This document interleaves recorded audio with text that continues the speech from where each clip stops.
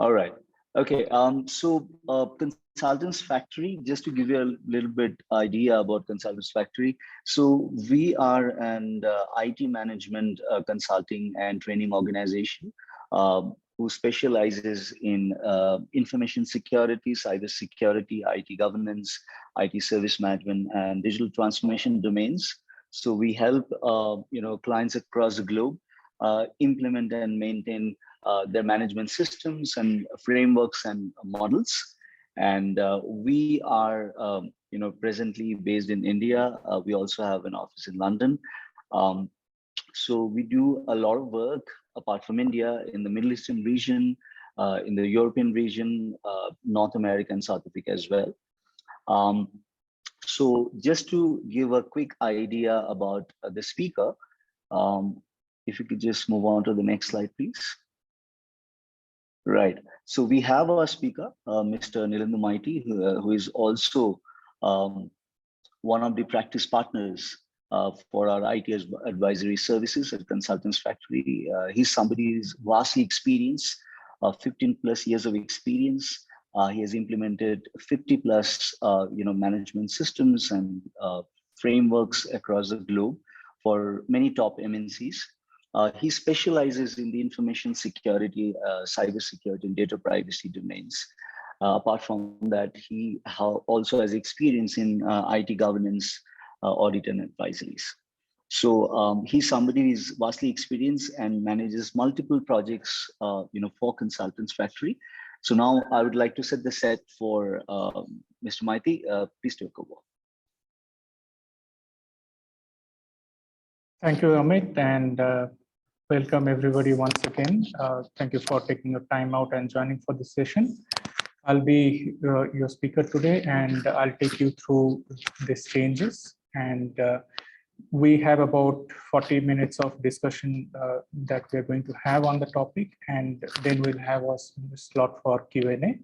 So if you have any question, you can either put it in the chat as we go, and we can pick it up after we go through the content. And also during the end of the, towards the end of the session, when we open up the session for Q&A, you can ask those questions by yourself, right? So to start with, I'm assuming that many of you would be familiar with the standard ISO 27001 or 27002. So if you have implemented ISO 27001, you know that 27002 is the code of practices, which we typically refer while implementing and also to benchmark our practices, right? So this is especially when we try to certify or get ourselves certified on ISO 27001. However, you might also refer it when you are certifying or getting certified on related standards. Like if we talk about related standards, which are add-ons to the 27001 family, right? ISO 27701, 27017 or 27018.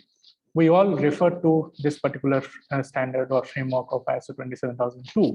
So it is important for us to know what are the changes that was introduced. Right. So to start with, we all know there is a globally recognized information security framework, and this gives us a set of controls which we can implement. Now, if you are referring to, let's say, ISO 27001 code book, you will know that the Annex A will have a listing of all the controls. However, the detailed descriptions and the control implementation guidelines will be available in the 27002. So the change that had come in, if we look at the 2022 version, so the 27002 other changes are released. However, ISO has not released the 27001 changes yet. So we are anticipating the change version to come in. However, we have a clear idea since the 27002 is published, we know what are the changes that are going to come up and how we can be prepared from now, right? So with that context, we start the discussion. So first of all, we'll see overall what is the change. Like before even we get into the exact topics, let's see if we open up the standards, what is that we see first, right? So if we look at the history, like we discussed, so there had been different versions earlier. Like we saw evolvement of from a BS standard to the actual 27001 coming up in 2005. Similarly, 27002 also came up in 2005 from the earlier version of 17799. And then we had a revision of in 2013. So as you see, like I mentioned earlier, so 2013 version, the 27001 is still active. So that means if any of you are opting for a certification now, or if you're going for a certification audit now, you will be still audited on the 27001 2013 version. This has not been updated yet, like I mentioned, but it will be very soon. So in case any of your organization is going through, let's assume that you're currently going through a transformation journey and your certification is, let's say, 6 months down the line, or maybe you have a recertification due in 6 months, in most probability, you might have to go for the new certification that time. However, it's not a mandate, or it's not very clear at this point, and we are still waiting for, first of all, ISO to release the standard, then certification bodies to adapt to that and announce the time frame to migrate. However, if your organization is already certified and you might have a surveillance audit coming up, you are not mandated to update it right away. However, you can start practicing this and keep yourself prepared for the coming year. That's the understanding. Now, when we open up the standard, if you have gone through the earlier version of 27002, you will know that the first page typically says this, right? The information technology security techniques. There is a specific mention of code of practice because, like I mentioned, we refer this for implementation. So anybody who is planning to implement this standard, they will refer to them as code of practice. And then it says information security controls. So far, till 2013, the standard was pretty much focused into information security. Though we had particular control which used to talk about privacy, however, it was not much. We did not have any additional controls in place. We did not have anything related to cybersecurity here. However, if you look at the updated version, so the third edition, 2022 edition, it doesn't only talk about information security, it also says cybersecurity and privacy protection, right? So there are additional controls which are getting introduced, which will help organizations to also map or maybe take care of these requirements partially. Now, why we are saying partially? Because if you look at the existing standard, like 27001 2013 or 27002 2013, it had a privacy clause. Now, was that elaborate? The answer is no, right? We had the entire 27701 standard built on the privacy topics, right? So if somebody wants to deep dive, they'll still have to refer to those individual standards. Like if somebody wants to focus on cloud security or privacy on cloud, they'll still have to refer to, let's say, 27017 or 27018. However, this gives at least a starting point. So at least these pointers are being introduced now. And with that, we see that the ISO 27001 or 27002, we know that it will be more focused towards the other parameters like information, not only just information security, but cyber security and privacy protection going forward. And we'll see more versions coming up in the future, which are more focused on these topics, right? So with that, let's see on a overview level, what are the changes that were brought in, right? We probably know, like you probably know that ISO 27001 or 27002 2013, we had 14 control groups and 114 controls, right, which needed to be implemented. Now, what changed there, right? So the second edition or 2013 edition, we had 14 control groups and 114 controls. However, if you look at the current version, so we had 93 controls now, which are spread over four control groups. So if you look at this, they're segregated and we do not have like department specific controls. Like earlier, if you see, we had controls like human security management, or maybe your physical security or environmental security, which are part of admin and so on. So it was more like focusing on the job roles that people used to perform, or maybe the departments that needed to be involved. However, that focus in terms of defining the control group has gone. Now, there is a different attribute which is introduced, which we'll talk about in the next slide.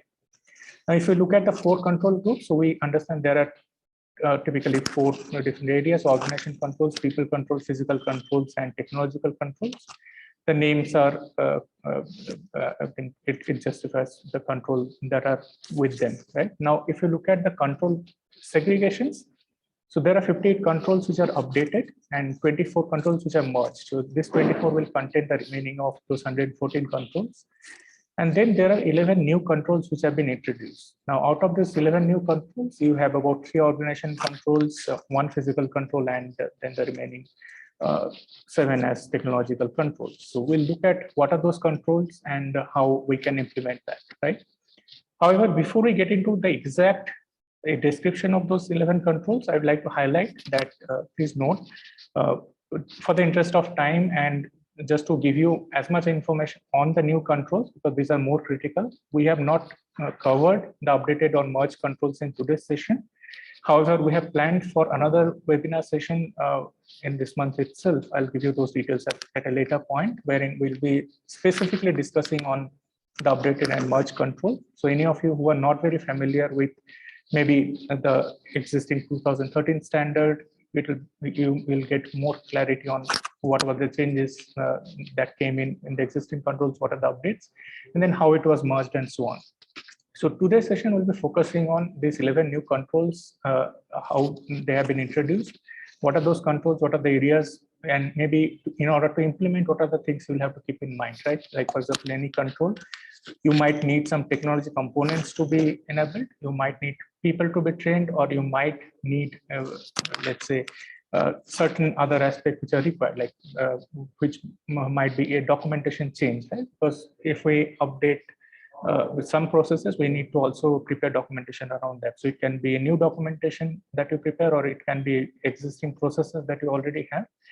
Some modifications might be required in them, and then you might be ready with this, right? So these aspects are required. So in order to implement those 11 controls, now we'll talk about those controls, what are the requirements, and what are these things like technologically to create awareness, and then in order to document, what are the things you might have to implement. However, please note, whatever we mention in those, these are suggestive guidelines which are given by us. This is not mandated by ISO. So if I mention some document name in, for a particular control, it is not mandated by ISO to have that specific document or maybe the exact document name. However, this is added to give you a guideline and maybe to make your life easier. Like you might be able to relate to the existing documents, or you might know which probably is a gray area, and you can start working on that. So it is done to do that. However, before we get into those 11 controls, I would briefly like to also get your attention to the structure or the attributes of these particular controls, right?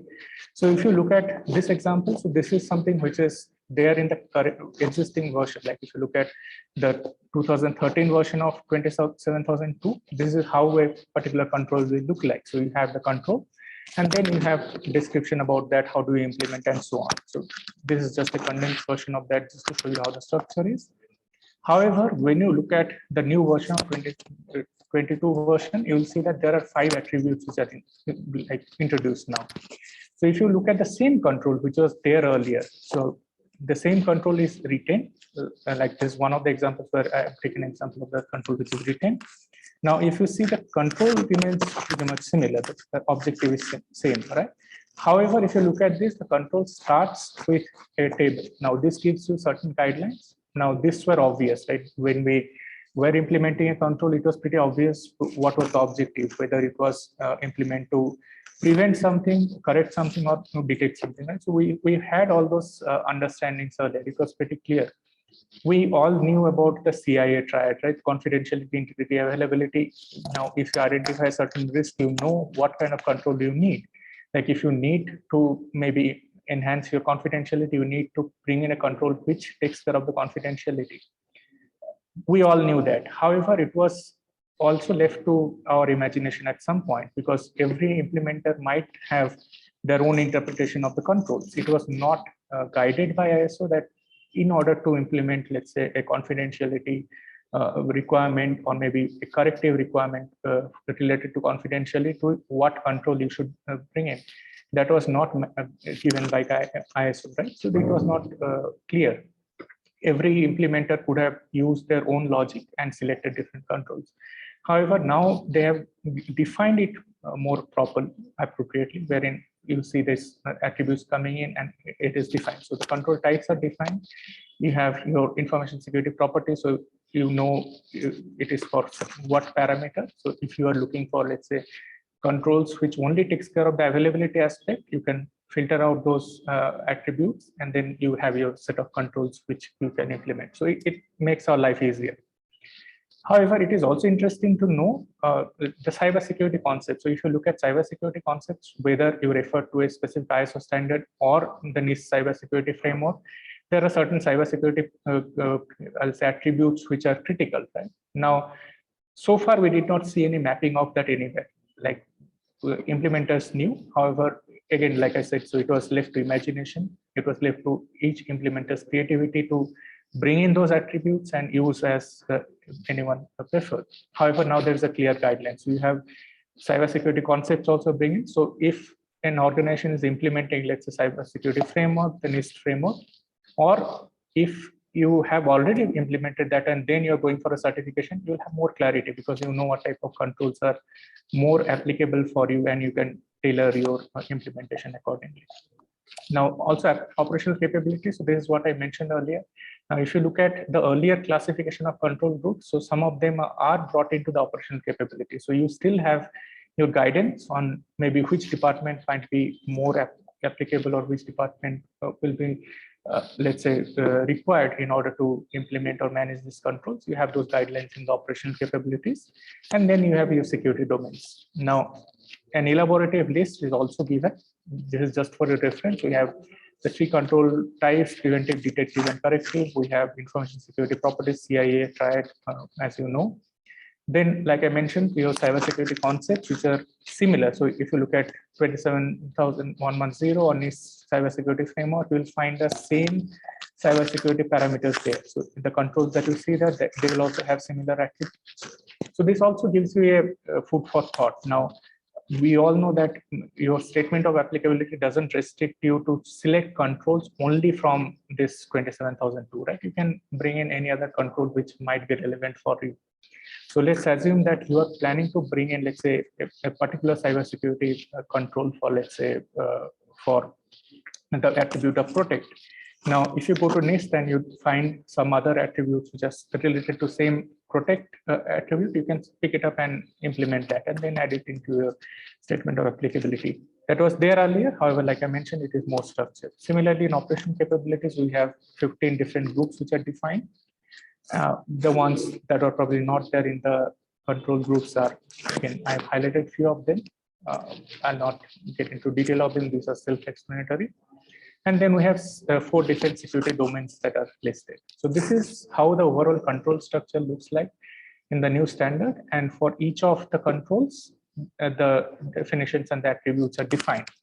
So if you're implementing it here for your organization fresh, you can refer to this. It will be easier. If you are already an organization where it is already implemented, you can still refer to it, fine tune it, and you can also take this reference and try to identify more controls. Like when you do a risk assessment, if you find maybe some new risks which are coming up and you feel that some of additional controls might be required, this gives you a food for thought to bring those in, right? Now let's talk about how these new controls are related and what are these new controls. So if you look at, we have listed down the new 11 controls. Like we said, today's focus would be to discuss about this new 11 controls. So these are these new 11 controls. Now, as you see, so we start from a control which is organization. So the first 3 are related to the organizational control, the category that is defined now. The 4th one is in the physical security category, and the remaining all 7 are for the technology control group, right? So if you look at this, all of this has defined control types. So if you're looking for a specific control, you can select that. Or you can take up from the security domains. Like if you're specifically looking at resilience, like if your organization's focus is resilience for the current year, you know what to pick up, right? Like in this list, I know that I see threat intelligence and then I see the readiness for business continuity. These 2 listed as the resilience security domain. So if I'm implementing this for a new organization, or maybe I see a lot of risks in this year which are related to resilience, maybe it will be a good idea to look at those controls first and implement. And if you have bandwidth, and if you're not really bothered about whether this is really required for the certification right away, or if you want to secure your organization, you want to ensure that any new threat coming up, you want to keep yourself updated, then it will be a good idea to implement all of them if your environment permits. However, it's not a mandate, like as you know, ISO 27001:2013 also did not mandate that you need to implement all the 114 controls. It depends on your risk environment. Based on your risk landscape, you needed to select the controls. The same concepts applies here. So if depending on your organization and depending on your risk landscape, you feel that some control may not be applicable for you at all, you can skip them. However, please consider looking at the controls, what each of them talk about, and then see if they're aligned to your objective or not, right? So let's get into each of them and understand them in a little more detail, and also see what kind of changes or modifications might be required. So we'll start with threat intelligence. So if you look at this, so some of the organizations might be already doing it. However, these controls are again highlighted and brought in so that it is standardized. Like if you look at an organization who has implemented, let's say ISO 27001 in 2005, they'll definitely have a higher maturity and they may have already introduced a lot of additional controls. However, let's assume that the same standard, probably the 2013 standard, was implemented by a startup, maybe a 30-member team in, let's say, 2021 or 2020. They may not be at the same maturity level, and they would have probably selected the controls which are bare minimum for them, and they may not have selected additional controls. So it is important for them to now revisit and then see if this is critical. Similarly, for a highly mature organization also, if you find that some of these controls were not implemented earlier, however, these are critical, then you might implement them, right? So we start with threat intelligence. Now this can be, again, this can be in different ways it can be implemented. The objective is to get insights from different kind of attacks that are happening and then take actions on that, right? So you can take different measures for doing that. You can use tools. So there are different tools in the market which gives you alerts, right? Which gives you alert of, let's say, what is the current version of, let's say, operating system or the current patch you're using, and then how do you need to update it. So it can be an alert like that from the tool, and they can trigger the vulnerabilities, right? Like, for example, a particular OS version, if it has certain vulnerabilities, they show it to you, flash it to you, and then urge you to probably update that, right? So it can be one of them. So you can use a tool, any kind of tool which gives you a detail about your vulnerabilities in the system and urges you to implement them. Can be a good idea to implement. However, if you are not keen on a tool, you can also subscribe to different groups, right? If you look at certain, like if you're in India and you know that there is a certain group which is set up by the government. Similarly, each different geographies will have the local government certain teams, or the cyber incident response team. They will have a published list of vulnerabilities. So you can also refer to that and then look at your system and then identify if you have some of them. Or you have some certain published vulnerabilities list on different websites. So you can also pick up and start working on them. So it is not a mandate to have a technology implementation. If you can afford and it requires for your business, you can definitely implement a technology which makes your life easier, gives you a dashboard of what are the vulnerabilities, and you do that. If not, you can also take up different sources, pick those vulnerabilities up and do it. Also, for organization who has implemented ISO 27000, you might be doing an annual VAPT or maybe quarterly VAPT, depending on your nature of business. Those intelligence can also come in, right? So it's up to you. How do you want to implement this control? However, the frequency needs to be updated, I'll say. So merely doing once in a year may not be sufficient, because you get a lot of vulnerabilities which are coming up nowadays, and it's almost coming in every day. So you may need some tool which gives you that intelligence. However, it's not a mandate. It's just a suggestion that we have put in for you to understand this little better. Now, at the same time, you also need to educate people. So now, if you get an alert, now alerts can be from different places. Now, the endpoint protection system installed in individual's laptop might also generate some alerts. Now, people have to be told how those can be maintained. Now, if you have a specific admin, or if you are a part of a larger organization wherein there is a central monitoring team who takes care of all the alerts, they take all the alerts and then work on them. You don't have to bother about that. However, if you're a smaller organization, or if you're implementing it for a smaller organization, You might have to train people to respond to any this threat that they see. Like, for example, if their antivirus system pops up certain alert, they might have to notify the team or the system admin, maybe take a screenshot, record it as an incident so that the team can take action. However, if there is a central monitoring team and the users are not required to follow this, then you may not have to train users. In that case, you're good with training the technology team or the infra team who is taking care of managing these alerts and seeing if this is a threat and how do you ensure that you are mitigated. Now, in terms of documentation, there are different documentation. It might be affected, like if your supply security policy might affect, because then you'll also have to bring in these parameters of any third-party applications or tools that you're using. If you have a security operation procedure or vulnerability management procedure, you might have to relook at that and modify and define how do you take care of this. Right? So these are guidance that we have put in just for your reference. In your environment, you might be calling it as a different document, or you may not have these documents. You might need to create a new document. That is up to you, right? Now, we talk about cloud security. So this is just one control, like we mentioned earlier. So if you look at this, this is just an introduction of cloud security in ISO 27002, right? So this is not an elaborate control. This will not ensure that all of your cloud, I'll say, threats are taken care of. However, this is a good starting point. Now, organizations who are mature and maybe they have taken some certification like ISO 27017, which specifically talks about your information security requirements on cloud, you may not have to do or take care of this control because you may have already implemented that.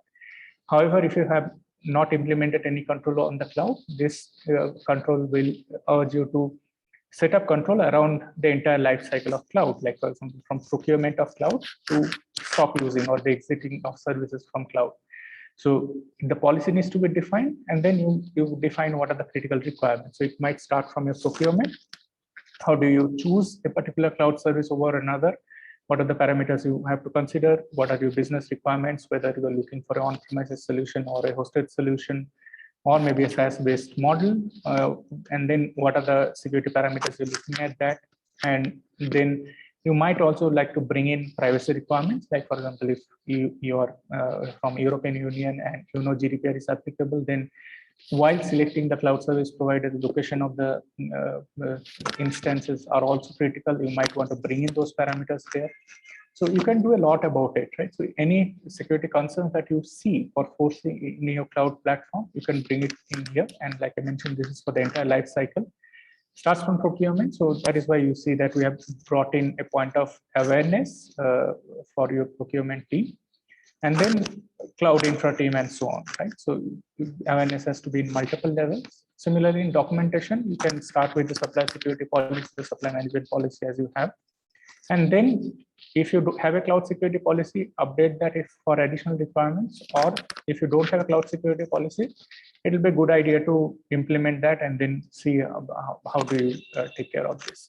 At the same time, for managing cloud security, you might need additional documents. Like you might have to first of all, start with a list. Like we prepare an asset list or asset register for the different phases, right? For your other IT applications or hardware and so on.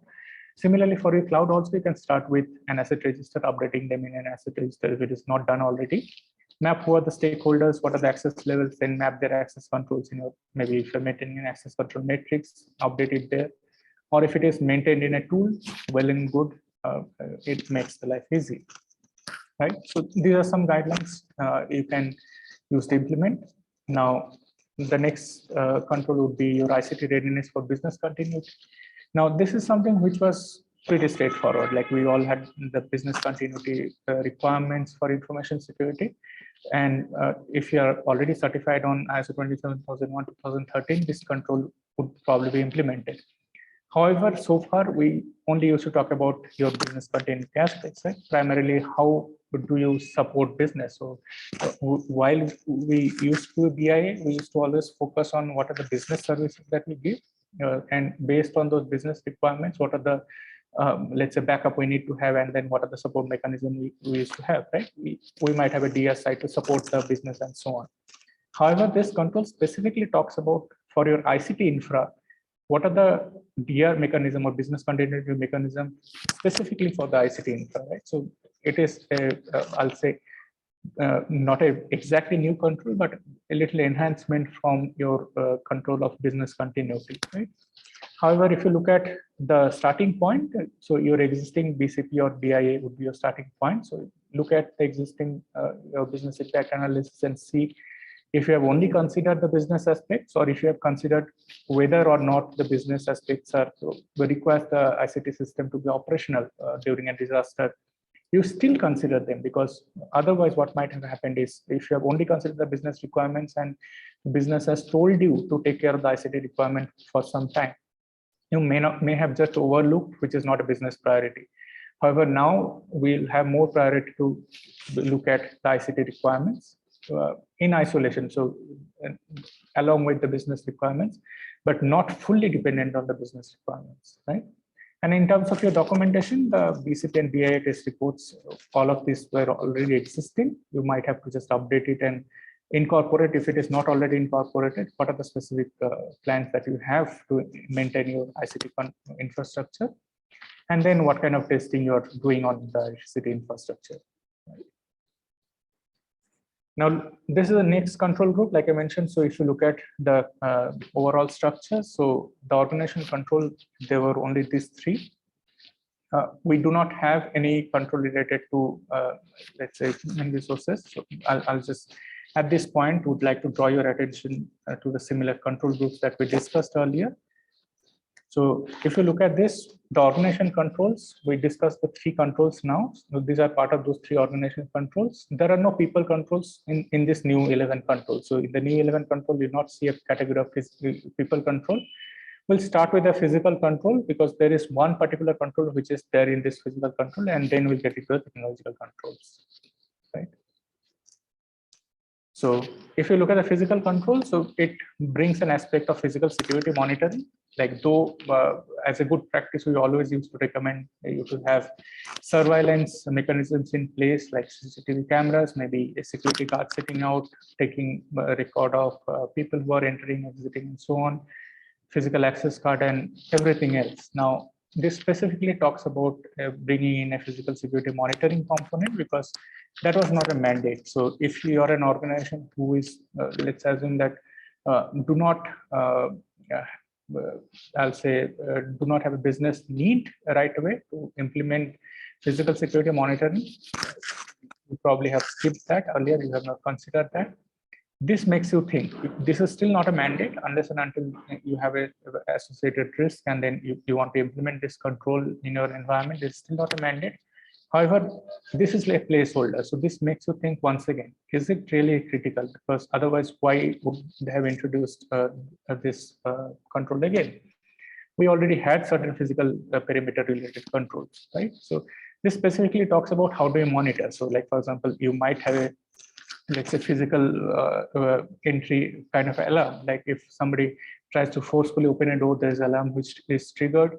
If not, maybe you have a security guard who is monitoring the environment. You have people sitting and looking at the CCTV screen and monitoring the environment. So any kind of physical security monitoring can be implemented. So in terms of technology, alarm systems, if you don't have it implemented already, surveillance in terms of, it can be security guards, or it can be CCTVs placed in different places. It can be physical alarm system like a movement kind alarm, and those can be brought in. In terms of training, the awareness training needs to be given in case it is updated for all the team members. However, if you're not implementing this right away, like let's assume that you still don't feel like putting, let's say, surveillance camera. Now, still, you can implement this, right? You can train your people and tell them that maybe if you see somebody who is entering and you feel that is not authorized to enter the place, inform immediately. Or maybe a security guard is standing 24 hours at the gate. So you may not have a physical entry control, which is a remote possibility. But if you don't have a physical entry control, still you can manage that using people, right? And then in terms of documentation, if you have a physical security procedure, you incorporate it there. And similarly, for any incidents related to this, you update your incident management procedure and see how this can be updated or this can be handled, right? Now we move to the next control group. So we had only one control in the physical control group. We move to the next control group of technological. So we have now 7 technology controls which are there. So if you look at configuration management, so if some of you are familiar with IT service management, or if you have implemented certain standards like ISO 20000, you might already have implemented this control. So this is configuration management control. So any IT assets, or let's say technology component, it can be hardware, software, services, or your network, you have certain configuration which is predefined. Now you should restrict people from altering that configuration, or if a change in the configuration is made, you need to track that, right? So this is a control about that. Now in terms of technology, it is not a mandate, again, like I mentioned earlier. You can have a tool in order to manage its configuration. So if you have a tool which is already taking care of this, you can continue. Most of the ticketing tool also supports this, so you can maintain it there. If you have an asset management tool, you might be part of this. You can continue using the same tool. If you don't have a tool, you can still maintain in Excel sheets. There is no requirement, or also there is not a mandate to implement this via a tool. However, this depends on what is the volume, or maybe what are the number of components that you have in your system. And at some point, you might have to adopt a tool if the volume is pretty high, right? So you can decide on yourself. But in terms of training, where you have to train primarily the infrastructure team on how to define and then implement this security configuration, and then how to track, like if somebody makes changes, how do they come to know, how do they track? So that is something which we'll have to train. In terms of documentation, you might need a configuration management process if it is not there already. So you might have to create that. And again, like it's not a mandate, you might want to bring it up as a part of maybe the asset management process. So you may not create a new document. If you don't feel this is critical for your organization, you might incorporate it in some other document if you feel so. Then comes an important control. This is about information deletion. So if some of you are familiar with privacy management system, or a standard like 27701, you know that data retention and disposal is taken very seriously. So the disposal has certain requirement of disposing data after the retention period is over. Like for example, you collect the data for certain purpose. Let's assume that you have a registration form, and you are collecting those registration details just to maybe send out some goodies to them. Now, once you send out the goodies, if you're following privacy principles, you're not allowed to store those information anymore. You're supposed to delete that. That's what a basic privacy principle says. So you can't retain the data for longer than it is required for the purpose.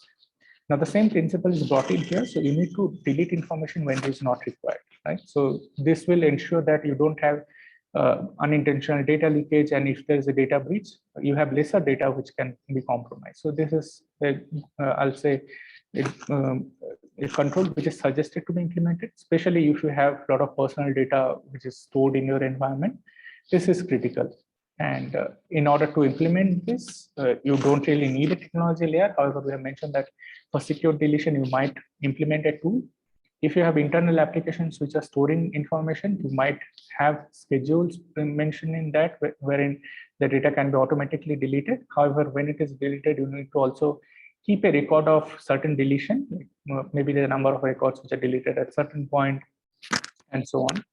And then also look at how secure is the deletion. Like you might have deleted, but it is not good enough, right? You can still recover from the deleted files.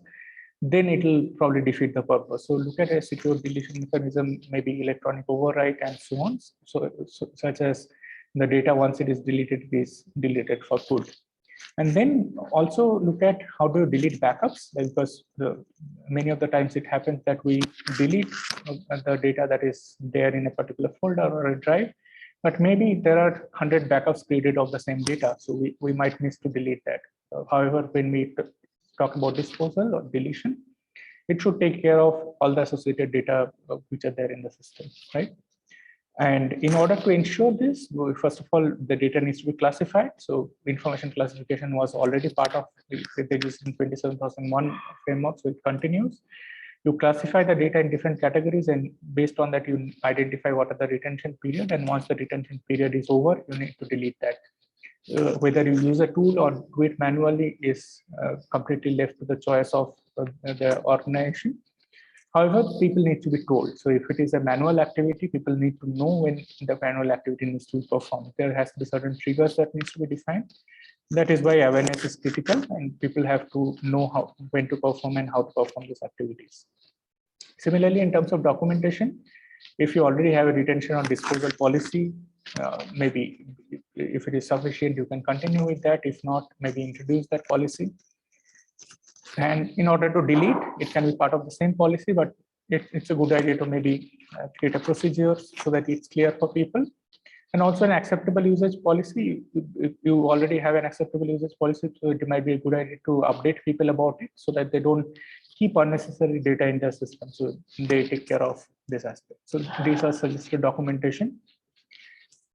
The next control is about data masking. So this is again, I'll say closely related with privacy principles, because if you mask certain data, you anonymize, pseudonymize it, there are less chances for it for getting breached, right? Like let's assume that somebody gets access to the database and can only see masked data. It's of no use to them, and but if it is encrypted, they will probably never be able to decode that, right? So these are some aspects that you can put in. So data masking is critical. This is to ensure that all the sensitive information that you have, especially the personally identifiable information or personal data, which is there in system, you either mask them somehow. So you can use systems for anonymization, pseudonymization, or an encryption tool. Even if you're developing an application, you can use a database level encryption so that it is protected well. Now, for this, you need to train the application development team if you have in-house application development team and your in-house applications, or the infra team who is managing this encryption and other parameters, right? And in terms of documentation, you might have information classification guideline already. You might have to update that. If it is your own developed application in your organization, you might have to update the secure development policy, bring in those elements of anonymization or encryption requirements there, specifically, which is field specific requirements. Then access control policy, who will do this, who will perform, and if it is at different levels in your application and so on, you need to have or update your access control policy, and privacy policy if it is related to PII. Now, if you are not handling any personal data, or privacy policy may not be applicable to you, you can skip that. So all of these are just guidelines. Not mandated by ISO, so you can use your own logic while implementing, and also depending on your business requirements and your risk treatment planning, you can choose to probably tweak some of this documentation. The next control is about data loss leakage protection. So if you look at DLP tools, many of the organizations should have already implemented that or adopted it, not as a part of the ISO journey, but maybe it was a client requirement, or maybe the organization was sensitive towards the information. They have a lot of critical information which can easily get leaked, right? Like, for example, if I can just download and store it in my pen drive and I can take it home.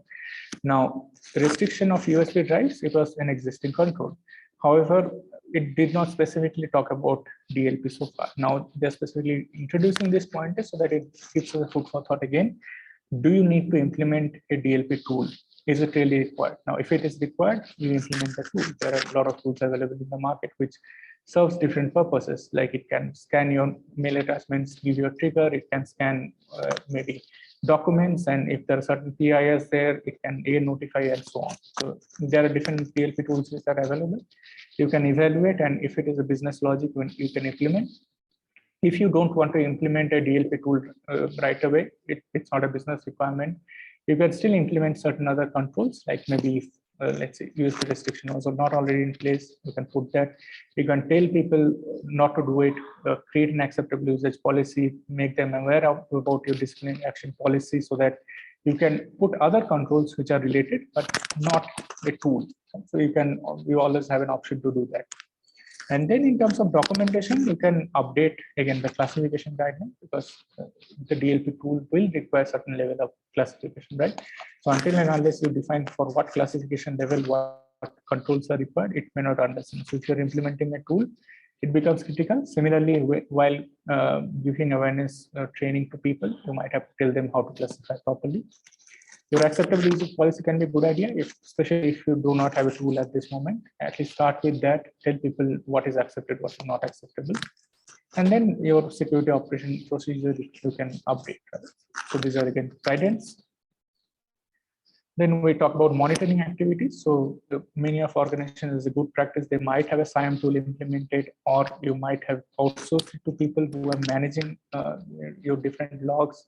What is happening in, let's say, if you have a firewall, maybe you have an IDS or IPS, and what is happening there? Do you get a lot of people trying to get into your environment, and based on that, you take different inputs, right? So the same concept is brought in here. So we had logging and monitoring. However, it did not specifically talk about different monitoring activities. So that is why now this is introduced as separate controls. And it talks about all kind of systems, your networks, your systems, applications, and see if there are unusual activities. So based on that, you can take a call.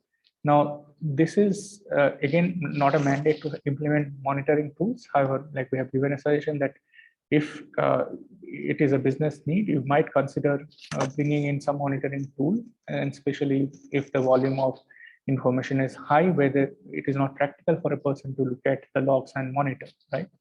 At that point, you can bring in monitoring tools, and then you need to also tell people how to respond if there is certain trigger, like if there is alert which comes from these monitoring tools, how do you respond? Specifically, if you are bringing in a tool, the people who are using that tool to manage the threats, they need to be trained what or how to respond. Like if it is a critical activity, or let's say if you identify something which can result into a I'll say highly disruptive incident, then it needs to be acted upon immediately. So those trainings need to be imparted. And similarly, you might have to also train people on how to effectively manage the incident management procedure. So the documentation which can be updated, security operating procedure for managing the vulnerabilities and logging and monitoring, and incident management procedure if you feel that needs to be updated. And then on web filtering, this is specifically on content filtering. So the objective is not to get exposed to a malware, right? If I get into a specific website which has malware, I click on that by mistake, and my endpoint protection system is not updated, I get the malware in my system, it can spread in the network and can infect all the other systems. It is pretty obvious. So in order to mitigate that risk, we need to put in web filtering. So again, it can be done through tools. It can be a configuration which are implemented in your environment, which directly blocks those URLs, don't display them. You can implement them so that you don't have to have any manual action. But if you don't have a tool, at least start with publishing and creating an acceptable usage policy, that what type of sites are not encouraged for the users, and what type of sites like it can be used for business purposes and so on. You can start with that, but awareness is required. So if the tool is already implemented, people are aware, it's well and good. If not, maybe start with an user awareness and then see how do they take it, right? And then in terms of documentation, acceptable usage policy might need to be updated, and again, your security operating procedure might have to be updated. Now talking about secure coding. So you might already have defined a secure coding practice and checklists associated with it, because we had the entire control group of 14, which was dedicated to that. However, if you have not defined a secure coding guidelines, and if you have internal development teams, then this will be a good idea to start. So start a secure coding practice in the team, train people on how to perform, and this can start with basic, like for example, if you look at the WESP framework, maybe start with that. So if you're developing a web-based application, or if you are working on, let's say, anything else, maybe set up a checklist which can be globally available. Or you might, if you're working on a client application, then you might have certain checklists given by the client, incorporate them in secure coding practices, and you have that handy and start practicing. Now, in terms of technology, you don't have to bring in any different technology. You might have already be using a project management or software development lifecycle management tool. You can incorporate those pointers there, that maybe certain consideration which is required for certain type of development, for certain type of project or project phases. You can always document that there so that it is readily available for people. And training the team is critical. And then in terms of documentation, secure coding guidelines and checklists are important. Now, please note this is important for organization who has application team or they are building something, or maybe they're developing for the clients. However, let's assume that you are a manufacturing organization and you are not coding anything. So this control will not be relevant for you. In that case, you don't need to implement. So like I mentioned, so all the controls, it is like earlier days, we don't have to implement all the controls, even if it is not necessary. So we implement only if we see that it is required either for a, let's say, specific risk treatment, or I have a business need, I need to implement that. Or maybe I just want to ensure that my environment is secure. So I want to implement all the controls. So it purely depends on the organization's maturity and the people who are implementing it. So keep these things in mind. So these were the 11 controls that were introduced in the new version, right? So with that, we'll just move on and see what are the next steps, right? How it impacts. So if you're already certified, like we've discussed, so still now, if you are going for certification today, tomorrow, maybe after a month, you are still getting certified on ISO 27001 2013. But if let's say you have your journey planned, let's say after 6 months, it is very likely that the certification framework will be updated by then, so that you have as a part of Annexure A, instead of 114 controls, it's 93 controls. So you need to update certain documentation accordingly. Similarly, if you see the clause 6.1.3, the sections C, this specifically talks about the control objectives and control. Now, this is what was mentioned in 2013 version. So it said comprehensive list of control objectives. Now, it is very likely, because it is in the draft version, it is very likely to be mentioned as possible information security controls. So they are again moving the focus. So you don't really have to implement all the controls. This is again highlighting the fact that it really depends on your environment and how you're planning. So in order to achieve the certification, you really don't need to implement all the controls unless and until it is required for your business or your requirement. Because an organization with, let's say, 10-member team just started 6 months back may not require all the controls. So this is for them.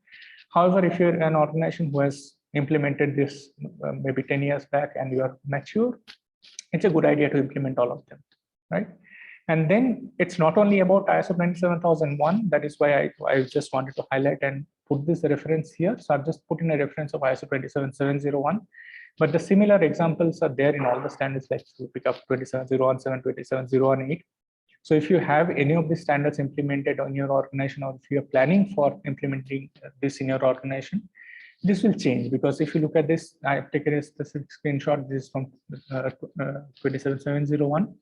You will see that each of them, they have a mapping of specific controls in your 27002 of 2013. So since this is not a valid standard anymore, this is bound to change. So this is going to change very soon. So this doesn't only affect your ISO 27001 certification. If you have other associated certifications which are related to 27001, you also need to update these practices, because this is coming pretty soon, right? So in order to do this, what are the things you need to do? Well, first step would be to revisit your risk landscape, look at what type of risk you have identified. And in order to mitigate them, if you need additional controls, or if you have new risks which are getting added, look at them and then see if these controls are relevant. Also take a business call whether it is really important for your business to implement this or not. And then if required, then introduce these controls. You don't have to wait for the certification audit to come in, or maybe wait for the recertification so far. If you want to secure your environment, you can implement this right away. Then once you decide on what are the controls you need to implement, update the statement of applicability. As of now, you can again update that as a control. So as you know, the statement of applicability doesn't have to be those 114 control. You can introduce any other control that you want. So you introduce these controls, and you can always mention this is part of ISO 27000 to 2022, right? And then based on that, whatever design is required, the document updates or new document introduction, you prepare that and then implement those applicable controls. These are the steps. You can do this and then be prepared for these changes, so that anytime the recertification mandate comes, or you are given a certain timeline to update, or if you're planning a journey currently and maybe it is 6 months or 8 months down the line, you can always plan for these changes and be ready. Right. So this is what you can do. Now, how we can help. So we can give you more knowledge, like we mentioned earlier. So we have a second part of this webinar planned this month itself on April 14th, wherein we'll specifically talk about the merged and updated controls. Today we talked about only the new controls that are brought in. We'll talk about the merged and updated controls there. So you know what were the updates in the existing control of 27001 2013, and then look at how do you perform a cybersecurity assessment. So now don't go by the term. This is not just cybersecurity assessment, but overall for information security.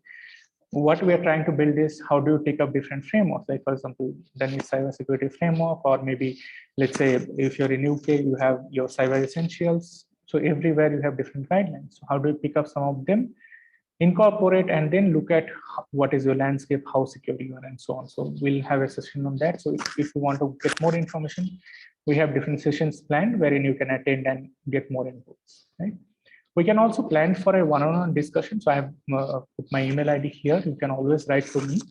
And if you are not sure about certain controls in your environment and you're not sure about what is required and maybe what should be more relevant and how to approach that, how to modify maybe a specific document, you can always reach out to me. We can have a discussion and that can be sorted out at any point. And as we have mentioned earlier, we also provide our advisory service. So if you maybe do not have bandwidth within your existing team, you can always reach out to us and have them updated. So these are the ways we can help. And like I mentioned, my email ID is shared here. You can always reach out to me if you have any questions or if you want to have a one-to-one discussion and go through these details. Right? So with that, we have ended the content. Now I'll open up the stage for our Q&A session. Right. So anybody who has any question, please feel free to ask.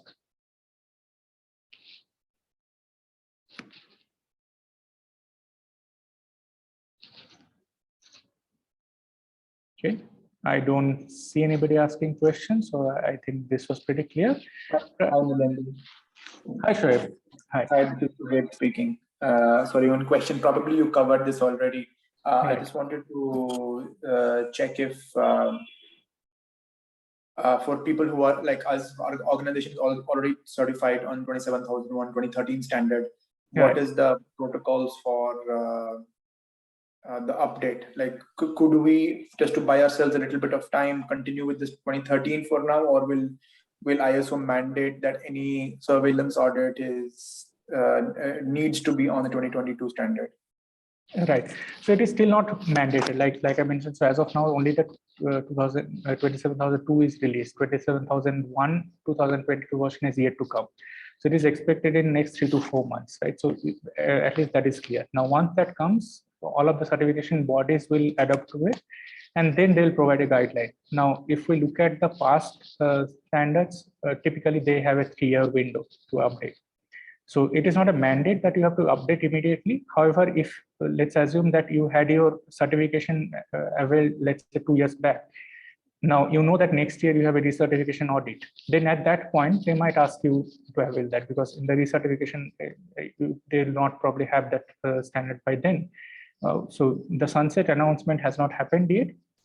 So if you're not due for recertification, like let's say if you have got it recently, in most likely you will have another 3 years to wait, like until you get to the recertification. Thank you. Thank you. Anybody else? Any other question?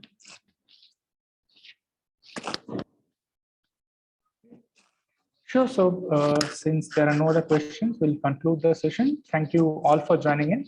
I'll also be sharing the recording of the session and the presentation so that you have it handy for your future reference. And like I mentioned, at any point of time, if you want to discuss something which probably you did not get an answer in the session, or maybe you need detail about any of the control, please feel free to write back to me and I'll be happy to connect and answer.